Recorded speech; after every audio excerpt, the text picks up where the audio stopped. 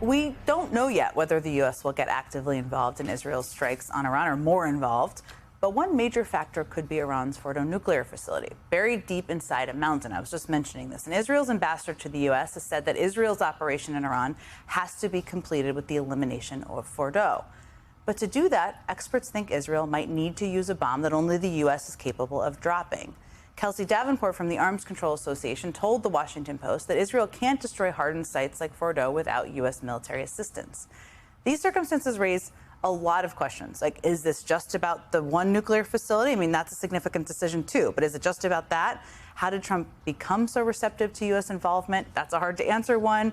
Most importantly, what comes next? And what are all the factors here? I have just the person to help answer them. I've been waiting to talk to him all day. Joining me now is Jeremy Bash, former chief of staff at the CIA and Department of Defense.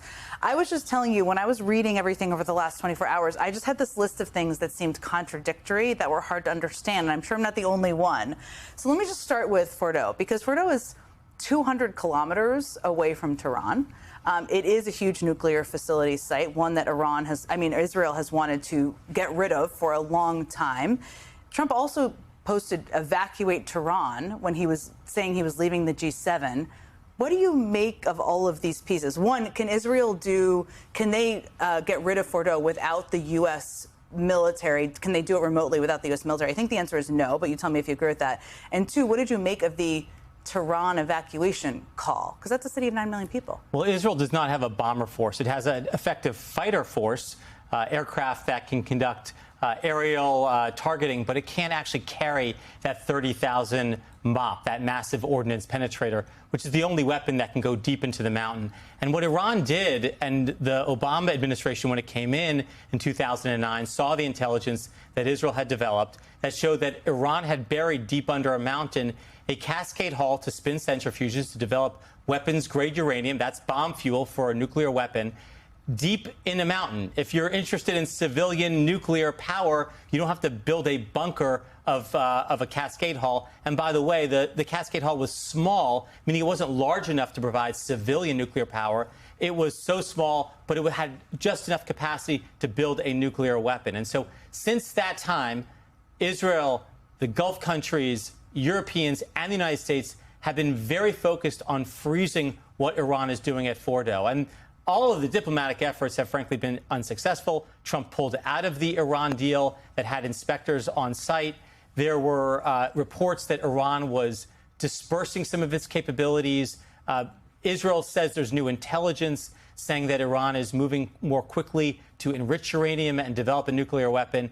And the United States really stands as the only player in the world who could actually take out Fordo. So let me ask you, because you've been in these meetings in a variety of capacities, from the CIA and DOD, you do planning, the day after planning, or weeks after, or months after planning, to think about if the U.S., if the military capability of the United States is used, just to take out the nuclear facility in Fordo, what are the impacts? Iran is going to respond. What does that look like? The preparation of attacking troops? Is there something on the homeland we should worry about? What do you think about? There's no such thing as one and done. And anytime you brief a military operation to a Secretary of Defense or Commander-in-Chief, not only do you talk about risk to the mission, but you also talk about risk to the force. So, for example, if we were to fly a stealth bomber and try to hit Fordo, if we joined Israel in this campaign, the biggest question would be what happens the next day? Yeah. What happens to our troops in Qatar, in Bahrain, in UAE, on naval vessels in the Persian Arabian Gulf? What happens to our allies and partners? What happens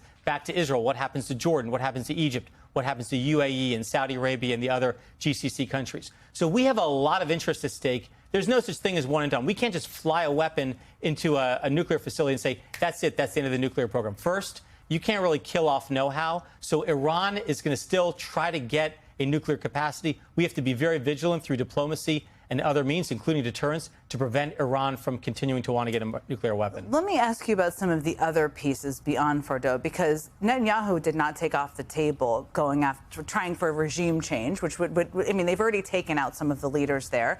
Trump also didn't take off the table going after the Ayatollah. Again, I referenced before, you know, they were Trump saying evacuate Tehran. That is much bigger. How do you think about what the implications of that? We don't know that he's going to do that, but what is the implications of trying to take out the Ayatollah or bombing Tehran?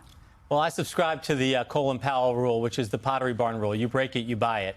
And I think our lessons of the last 20 years, both in Afghanistan and Iraq, has been when you try to replace the government, the institutions just won't work themselves. And so it's very hard for the United States, it's very hard for any country to kind of fantasize and effectuate any effective regime change. So I really think that before there's discussion about regime change, we should be talking very clearly and very resolutely about what are our objectives, how do we prevent Iran from getting a nuclear weapon? And I would put on the table even a policy shift, which is that Iran shall not be allowed to enrich on its soil.